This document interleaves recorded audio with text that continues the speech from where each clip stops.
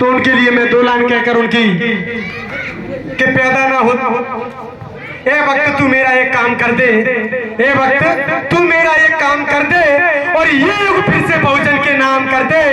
ना हो सके हर घर में अम्बेडकर पैदा तो कोई बात नहीं, ना हो सके हर घर में अम्बेडकर पैदा तो कोई बात नहीं, हर एक घर में तू कांसी राम पैदा कर दे।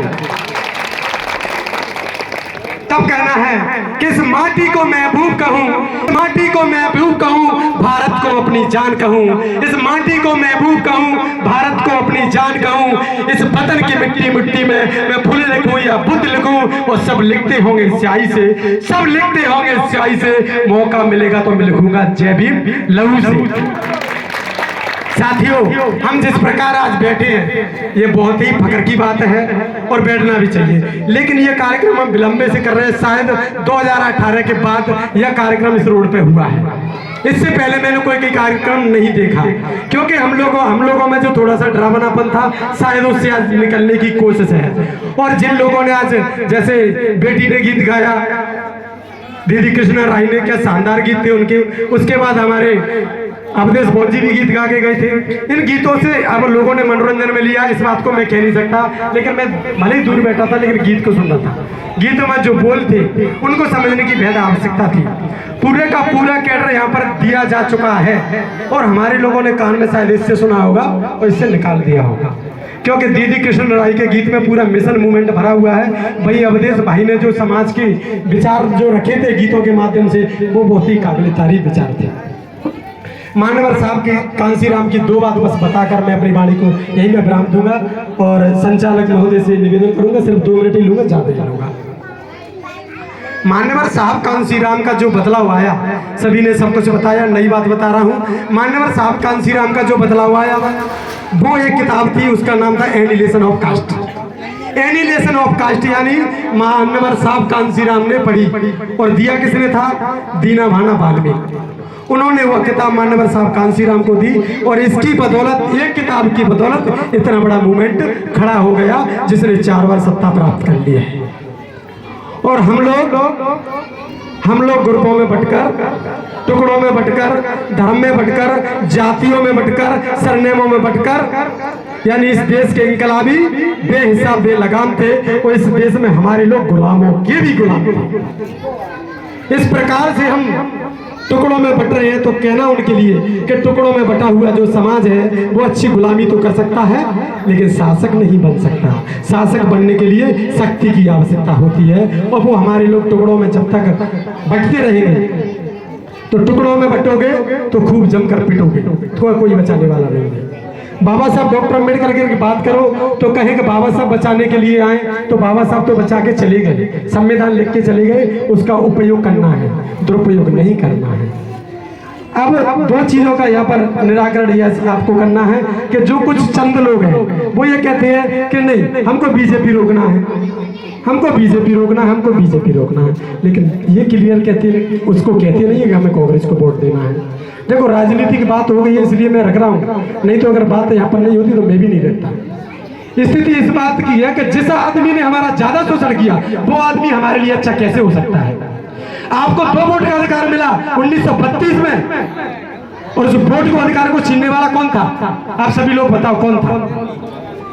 उसको छीनने वाला एक ही था, वो था महात्मा गांधी। और महात्मा गांधी यानी कांग्रेस। जब आपके वोट को अधिकार को छीन लिया तो आपसे वोट को मांगने जब आए तो उससे ये कहो कि हम शासक बनने वाले थे और तुम लोगों ने हमें कांकड़ा खरीदी कर दिया है। हम इस देश के शासक थे।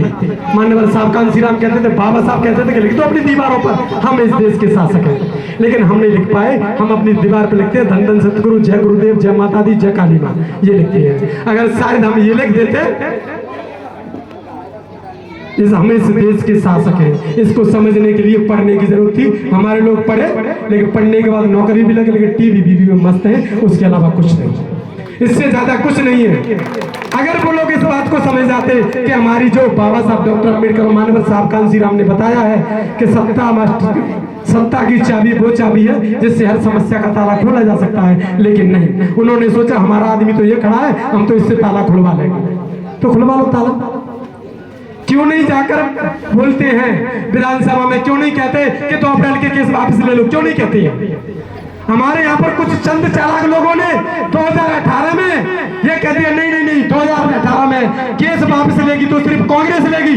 उन चाटुकारों से मैं कह देना चाहता हूँ, मैं भी 3 महीने जेल में रह के आया हूँ 4-307 एक डकैती में। उन गुलाम हरामखोरों से कह देना चाहता हूँ कि जाके अपने आकाओं से कह दो कि वो केस क्यों नहीं वापस लिए। 15 महीने की सरकार में 15,000 ट्रांसफर किए, अपनी फैक्ट्रियां चलाई, अपनी बीवी बच्चों की सुविधा की, इस समाज से वोट तो ले लिया लेकिन इसका कोई भला नहीं किया।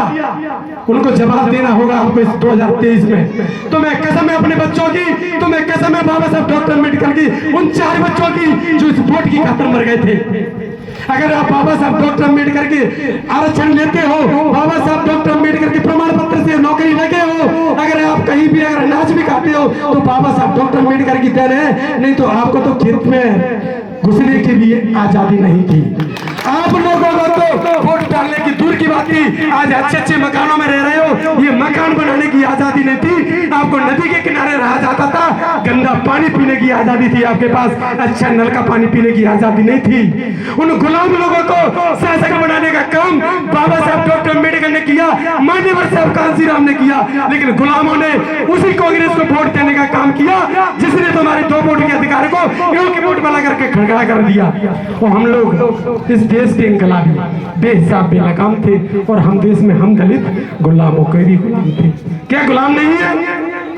मैं मानता हूं हम गुलाम हैं, क्योंकि हम आज भी अपने बच्चे का नाम नहीं रख सकते। हम गुलाम हैं। हम गुलाम इसलिए हैं कि आज हम अपने बच्चों की शादी की तारीख तय नहीं कर सकते। हम गुलाम हैं। हम आज इसलिए गुलाम हैं कि हमारी माता बहनों पे आज भी हम पर्दा करवाते हैं, इसलिए हम गुलाम हैं। आज हमारी माता बहना इसलिए गुलाम है कि वो शादी उसका अपना पति का जीवित रखने के लिए क्या कहते हैं, किसी प्रकार की जो बातें अपनी शादीशुदा की बताती है उसके लिए 5 बातें जरूर मानती है। मंगलसूत्र शादी की निशानी है, अगर वो बिछिया पहनेगी तो ही शादीशुदा है, अगर वो सिंदूर भरेगी तो ही शादीशुदा है। पति के पास क्या होता है एक आदमी नहीं बता सकता। मुझे कौन बताएगा कि मैं शादीशुदा हूँ? मेरे माथे पे कहीं तिलक नहीं लगा, मैं कहीं मंगलसूत्र नहीं पहना, तो मैं कहाँ शादीशुदा हूँ? महिलाओं की जो गुलामी है वो सबसे बड़ी घूंघट की गुलामी है। बेटी को देखते वक्त हाँ अच्छी है कैसी है, शादी को 4 बुजुर्ग जाएंगे सबसे पहले, बच्चे तू मत जाना हम जाएंगे देखने के लिए। ये देखने की परंपरा तो पहले शुरू हो गई और बाद में घर में आ गई कि बेटा एक हाथ को घूंघट जरूर कर लियो।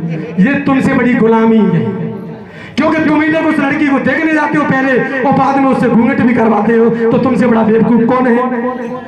तो इस काम को भी बंद करना पड़ेगा। समाज की आजादी के लिए ये सभी चीजें जरूरी है। इसलिए मेरा कहना है अंत में कि जय भीम से बढ़कर कोई पहचान नहीं होती है, जय भीम से बढ़कर कोई पहचान नहीं होती है, और भीम के नहीं कोई इंसान नहीं होता है। ये तो हजारों पत्थरों को पूजा है लोगों ने, पर बाबा से बढ़कर कोई भगवान नहीं होता है।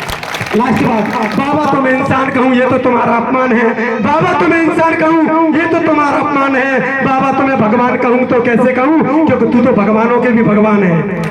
और है आपको सबको पता है, क्योंकि अगर राम मंदिर बना तो संविधान की बदौलत बन रहा है, नहीं तो बन नहीं पाता। इसलिए भगवानों के भी भगवान बाबा साहब डॉक्टर अम्बेडकर है। इसी के साथ अपनी वाणी को विराम देता हूँ। नमो बुद्धाय, जय भीम, जय कांसीराम।